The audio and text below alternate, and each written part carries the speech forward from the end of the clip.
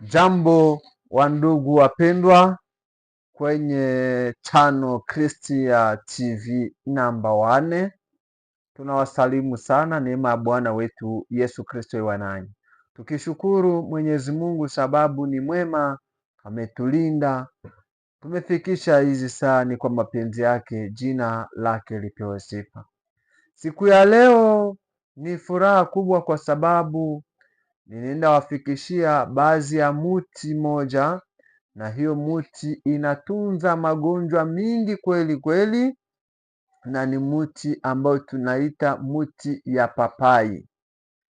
Hii muti ya papai ina maajabu kubwa sana. Wafransa wanaita papaye. Hii muti yake ndio tunaenda kuzungumzia zaidi sana. Muti ya papai inaundwa na sehemu 5 ambazo ndio zenye nitaweza kufundisha. Inaundwa na majani, inaundwa na mizizi, inaundwa na maua, inaundwa pia na mbegu, na pia inaundwa pia na ngozi. Lakini yale ambayo nitazungumzia sana ni majani, mzizi, maua, mbegu pia na litunda yake. Hayo ndiyo nitaweza kuzungumzia katika saa kama na hii. Kwa hiyo sasa nitakusihi unifuate vizuri mpaka mwisho, kwa sababu huu muti ingekuwa vizuri ikiwa unaweza kupata mbegu yake, basi uanze kuipanda muda niko nasema, kusudi na wewe hii dawa uweze kuipata kwako. Kwa kuwa sasa Mungu ni mwema sana. Katika muti huu tutazungumzia vile inatunza maini, tutazungumzia vile inatunza ugonjwa wa kikohozi, yani kukohoa. Tutazungumzia vile hii muti pia inatunza blenuraji, yani magonjwa yenyewe wanaita kaswende. Pia tutazungumzia vile hii muti inatunza malaria, yani malaria. Hii muti kweli ni ya maajabu sana, lakini pia tutaweza kuzungumzia kwa namna gani inatunza wale wamama ambao wamevukisha miaka za kuzaa, yani wamemfunga asizae, anamaliza mwaka mmoja akiwa na mimba, na kuna wale ambao wanamaliza miaka 2 kuendelea wakiwa na mimba pasipo kuzaa. Basi huyu muti inaenda kwa majibu kwako, na wewe utafurahi sana. Na hiyo sasa, kabla tujaomba, nitakuomba tayari ulike, yani video, alama ya kuonesha kwamba unapenda. Na ikiwa hauya jiabone kwa hii channel yangu ama kwa hii chaine yangu, basi ujiabone na kupartaje kwa watu wengine. Hapo utakuwa umefanya vizuri sana. Niwaambie ya kwamba ingalau dawa hii tunaipata kwa urahisi, lakini kweli tumefanya utafiti mrefu sana kusudi tuweze kuifikisha mbele zenu. Kuna watu wengine waliweza kuniita wakaniambia, kuna dawa ambayo niliwahi kutoa kwa watu wenyewe wanatapikaka ndani ya gari wanapotembea safari ndefu sana. Pamoja anaanza kuniuliza, ni kweli hii dawa inatumika? Hacha nikwambie, sitaki hiyo maswali ya kukua unaniita unaniuliza eti ni kweli hii dawa inatumika. Kitu cha kufanya, wewe jaribu dawa na utafurahi sana, kwa sababu itakusaidia. Jaribu dawa. Kitu ya kuniita ni kuniambia dawa nilijaribu haikuwezekana. Hicho ndio ninataka. Kwa hiyo watu wenyewe walijaribu ile dawa ya kutapika mugari, tepui niipanie, tangu niipanie amunja safiri, muniambie dawa ilitumikaje, kwa sababu nataka niwe nikiwapatia dawa ambayo nimeifanyizia utafiti na kuijifunza muda mrefu, kusudi mkiweza kuitumikisha isiweze kufeli, iweze kuwasaidia. Asante sana. Kwa hiyo basi, kabla hatujazungumzia kuhusu dawa yetu, acha tujiweke mbele ya katika vitanga vya Mwenyezi Mungu. Tutaomba kwanza. Taomba na nitaomba nikipiga magoti mbele za Mwenyezi Mungu, kwa sababu imeandikwa ya kwamba kila goti litapigwa mbele zake. Tuombe. Mwenyezi Mungu Baba wa amani, mtukufu unayekaa juu mbinguni, tunale asante na kuliinua jina lako kwa sababu uko mwema. Unatulinda, unatutendea mema, jina lako lipewe sifa. Kwa hivi tuko mbele zako Baba, nataka kuongea na watu wako nikiwafundisha mti wa papai ambao uliumba na ukaweka dawa ndani yake. Hii maarifa haukuweza kuitoa kwa kila watu, na sisi ambao tunaijua nusu nusu. Kuona umetufanyikisha hayo yote, jina lako lipewe sifa. Nguvu za giza tunavunja na kuharibu kwa jina la Yesu Kristo. Protection yako tunahitaji juu ya watu wako, wagonjwa waponye kwa jina la Yesu Kristo, amen. Tayari tumekwisha kuomba na kinachobaki sasa ni kujifunza vile tutaweza kujitunza. Asante sana wandugu zangu, tunaanza tayari fundisho letu, na tunataka fundisho yetu isiwe ndefu zaidi, ili watu wote watakao basi kuisikia waisikie vizuri vizuri na iweze kuwafalia. Asante sana. Kwa hiyo pasipo kuchelewa, tunaanza kwanza na kitu ambacho tunasema majani. Huu mti wa papai unaundwa na majani, inaundwa na majani. Kwa watu wenye hawajui mti ya papai, labda hii Swahili yangu haizoeleke vizuri, ni mti ambayo inatoa mbegu za hivi. Ukizungumzia papai, papai yenyewe ni hii. Sasa mti wa hii litunda, mti yake ina majani, na ile majani sasa tunaenda kuzungumzia kitu ambacho inatunza.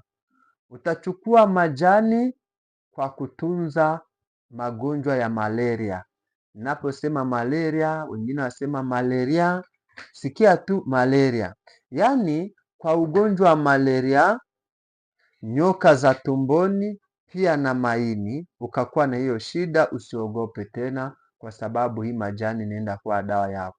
Nazungumzia mwenye kuwa na shida ya malaria, nyoka za tumboni pia na maini.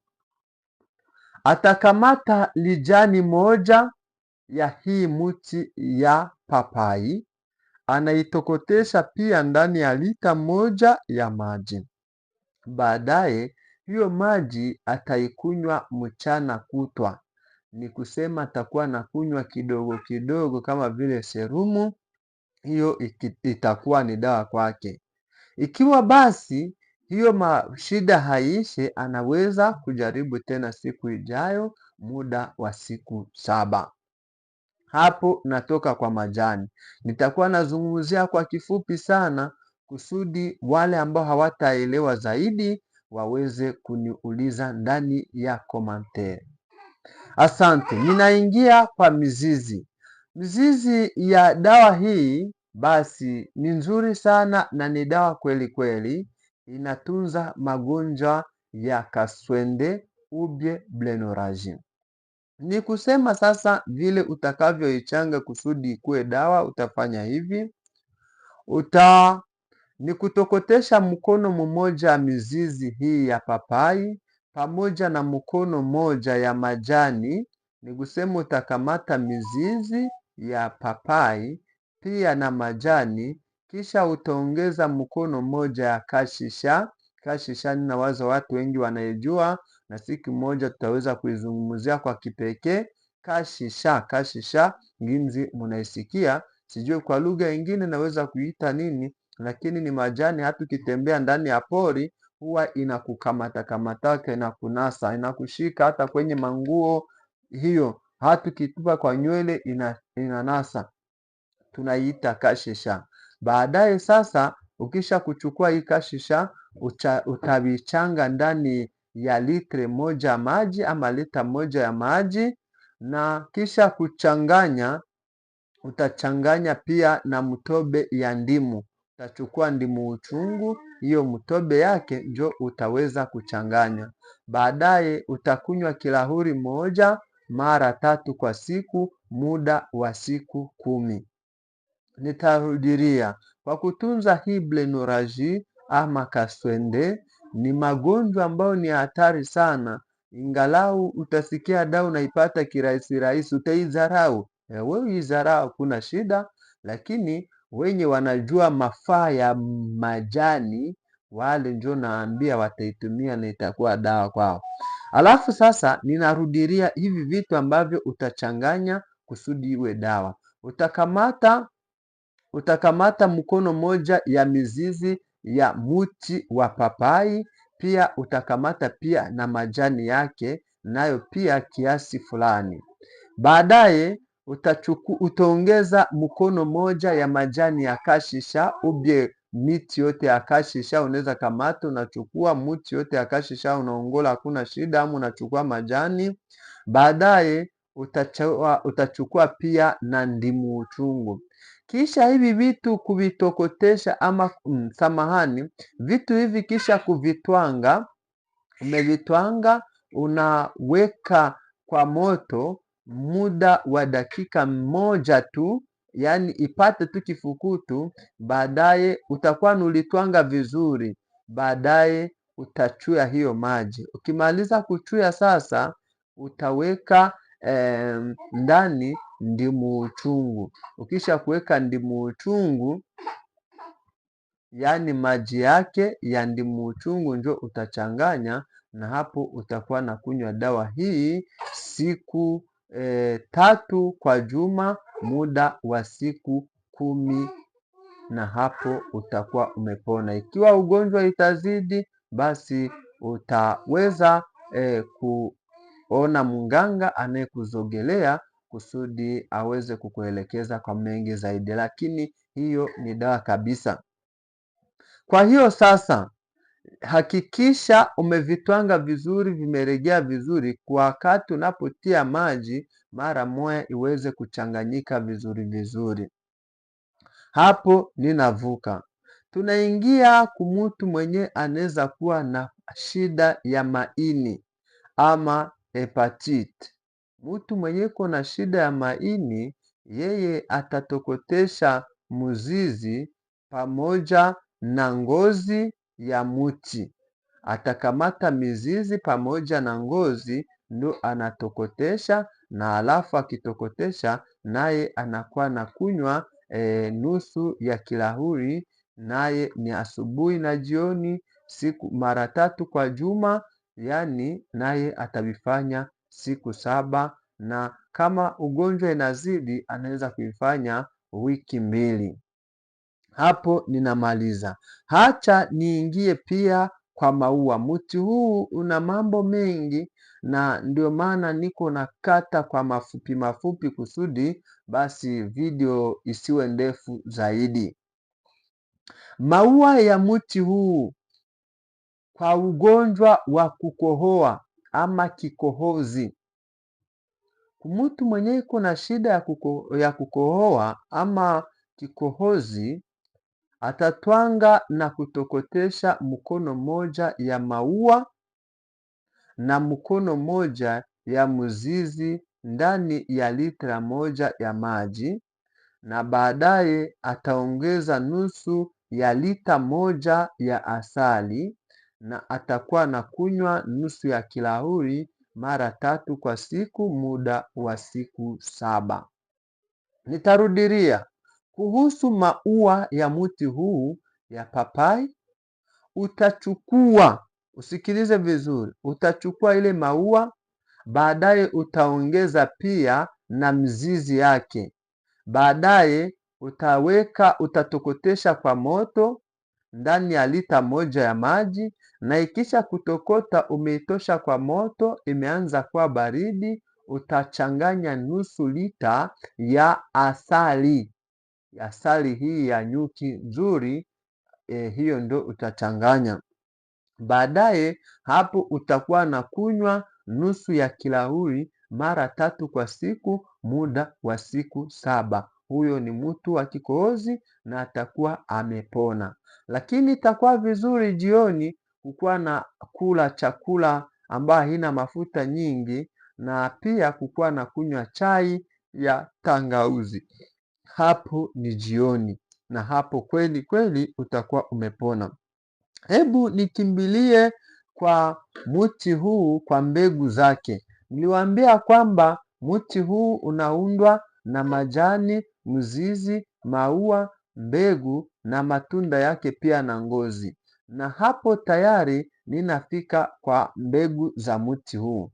Mti huu mbegu zake zinapatikana, mti huu mbegu zake zinapatikana kwa litunda yake. Huku kwetu Kongo ama Goma kupata matunda hii ni vigumu zaidi, lakini basi mutajitahidi, kwa sababu litunda moja kweli inakuwa na kiwango kikubwa cha bei, yaani kupata ya kushibisha jamaa nzima si kirahisi, lakini basi mtajitahidi. Matunda ndio hii, na hapo kitu ambacho tunafikia kwa kutunza ni mbegu. Hizi ndizo mbegu zake, zinakuwa ndani kabisa. Ni kusema kusudi upate matunda upate mbegu hizi, ni kwamba utanunua litunda, ukanunua matunda, na humu njo utakutana mbegu zake. Ninajaribu kuzungumza Swahili ya Tanzania kusudi watu wengi waweze kuelewa zaidi, na pia kwa watu ambao walisemaka lugha ya Swahili kabisa hawasikie, basi ninajifunza namna nitawezaka kuweza kutumia tafsiri ya mafundisho hii kwa lugha ingine, ila si kwa sasa. Wale wote wazidi kuvumilia, muda itafika tutaweza kutranslate mafundisho hii. Asante. Tunafika kwa mbegu. Hii mbegu inapiganisha magonjwa za kuharisha na nyoka za tumboni. Mbegu hizi mnazoziona zinapiganisha magonjwa ya kuharisha pia na nyoka za tumboni. Kwa hiyo sasa utafanyaje hizi mbegu?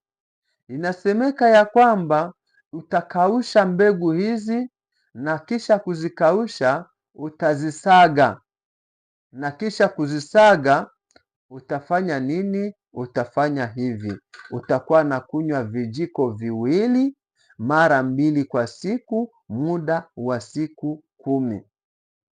Mbegu hizi utazianika, kisha kuzianika kwa jua kabisa, zimekauka vizuri, basi saga upate unga. Unga mnaijua. Ukipata unga, basi utakuwa unatumia vijiko viwili. Hapo ni mtu mkubwa ama mtoto hakuna shida, yaani akiwa na miaka za chini anaweza tumia kijiko moja ama nusu ya kijiko. Hapo niko naingia kwa watu wote kiujumla wenye wamekomaa, ni vijiko viwili. Vijiko viwili kwa siku, muda wa siku 10. Unaweza kutumia kijiko moja asubuhi na jioni, vinakuwa yatosha kwa siku. Iwe ni vijiko ngapi? Viwili, na utavifanya hivyo muda wa siku 10. Hapo ni kutunza magonjwa ya kuharisha na nyoka za tumboni. Hapo kuhusu mbegu namaliza. Naingia kwa matunda sasa yenyewe. Matunda hii yenyewe ni dawa nzuri, inatunza mtu ambaye iko na shida ya kutoenda chooni vizuri, yaani amekuwa na kitu ambayo tunaita constipation kwa lugha la Kifaransa. Hii mbegu inasaidia mtu aende kwenye choo kubwa kwa vizuri pasipo na shida. Pia hii litunda inafanya maajabu sana kwa mtu ambaye ana kidonda yenye imejifungia ndani usa, yaani kutosha usa mkidonda au mkivimba, uvimbe kivimba. Sijue Waswahili ya Tanzania mnajua kivimba. Ikiwa mjue mtaniambia, basi kama hamjue mimi nitawafasiria, nitatafuta anayejua Kiswahili sanifu, baadaye atawatafsiria, mtaweza kuelewa. Ni kusema anakuwa na kivimba au kidonda ambacho kinakuwa na usamu. Utachukua litunda hii na kufungia litunda hii ambayo haiivye, ile ambayo kabisa ina mazizi kabisa, ile ambayo haiivye kama na hii, yani haiko ya kukuliwa, kwa sababu ile ambayo haiivye haikuliwake. Ile ambayo yenye haiivye ngali mbichi mbichi, si ya kuliwa, utaichukua sasa hivi. Utafanya hivi: utafungia kipande ya tunda mbichi juu ya kidonda, ili utomvu wa papai ukamatane na kidonda, na kubadilisha kila saa 2. Wakati kidonda italuma, ni alama kama usaa imekwisha ndani. Ni kusema utachukua kipande kimoja utie kwa kidonda kile ambacho kiko na usaa, ukatia ukwe nabadilisha nyuma ya saa 2 unabadilisha, unaweka kengine ka kipande, nyuma ya saa 2 unabadilisha. Ukisikia utomvi ama mazizi yake inaanza luma ndani ya kidonda, hiyo ni alama tosha ya kwamba usaa tayari imeisha ndani. Pia wakati mtu mwenye iko na kivimba, naye pia anaweza kuwa kama vile anakisaga, anakamitishia hapo, nayo pia inakokota busaa ya kivimba pasipo kukikamua, yenyewe inakikokota. Ama vile vile unaweza kufungia hako nyuma ya saa 2, unaondoa nyuma ya saa 2 unaondoa, usaa itaisha ndani. Matunda hii ndugu zangu ina vitamini A, ina vitamini B, ina vitamini C, na hizi mbegu zake zinajaa madini kama vile zenke, sulfari na mangazeni manganezi. Niko najaribu kutumia Swahili, yani ni mambo ambayo ningeweza kutumia kwa Kifaransa, lakini najaribu kutumia Kiswahili, Waswahili wenzangu tuweze kuelewana. Kwa hiyo sasa, ndugu zangu wapendwa, hii muti vile unaiona, kuna wengine utasikia wanafundisha vingine zaidi ya hivi ambavyo nimesema. Usipinge useme Dr. Christian hakuweza kueleza hiki, kwa hiyo ni uongo. Hapana, fuata vizuri, na kwa sababu ni mengi zaidi ambayo muti hii inafanya. Nabakia na kitu kimoja, na hapo nitakuwa nimemaliza. Niliwaambia kwamba kuna mama ambaye anaweza kuwa na mimba. Basi anapokuwa na mimba inavukisha muda ya kuzaliwa, yaani wachawi, watu ambao walimfitinia wakamfunga kusudi asiweze kuzaa. Mwaka imekwisha, mwaka na miezi 6 imekwisha, miaka 2 zimekwisha, hajazaa. Wewe hauko munganga, ndio maana hawezi kuelewa hiki kitu. Wale ambao wanafanya utunzaji wamekwisha kupata shida hizi kwa wingi. Kwa hiyo hii muti inakuwa na aina mbili, yaani muti ya kike na ya kiume. Muti ya kiume mara mingi haitoi matunda, lakini muti hii ya kike ambayo tumekuwa tunafundisha yenyewe inatoa matunda. Hiyo ndo tumekuwa tukifundisha. Lakini kuhusu hiyo tatizo, utajisaidia na muti ambayo ni muti ya kiume. Kwa hiyo utafika kumuti ya kiume, unalogota hiyo majani yenye inaangukaka chini na imekauka. Hiyo majani ukisha haichukua, njoo yenye utaenda kufanya ikue unga, unaisaga inakuwa unga. Baadaye hiyo unga mgonjwa ama mama huyo ambayo wamemfunga kusudi asizae, basi atakuwa naikunywa ndani. Utakuwa anachukua unga yake anaikunywa ndani ya uji, ama anakoroga ndani ya maji kidogo, ama analambula. Hiyo dawa itamsaidia muda wa siku chache, ataweza kujifungua kwa amani na salama. Usisahau kuombea wagonjwa mnapokuwa mkiwatunza, kwa sababu nguvu za giza ziko kusudi ziharibishe binadamu. Kwa hiyo basi, Mwenyezi Mungu awe pamoja nanyi, awapatie usikivu mwema. Nitawaomba pia kulike na kukomante pia na kuweza kupartaje kwa watu wengine, na kama hauyajiabone basi jiabone. Angalia fasi kwenye banaandika abone, upafunyange mara moja tu, hapo utakuwa umejiabone, na mafundisho yetu itakapokuwa ikitoka mara moja utakuwa unaipata pasipo shida. Kuna wababa ambao waliniandikia muda mrefu eti niwatafutie dawa ya wanaume. Dawa ya wanaume eti nguvu haziko, wanashida. Hiyo dawa niko najifunza namna gani ya kuiandaa. Basi mtakuwa makini, kadiri siku zinaenda na kurudi, taweza kuandalia mambo mengi. Pia kuna watu ambao waliniambia juu ya dawa ya diabetes, yaani ugonjwa wa kisukari. Hiyo dawa ningali nafikiria vile nitaweza kuwaandalia. Kwa hiyo basi Mwenyezi Mungu awe nanyi, awapatie pia usikivu mwema. Kwa heri.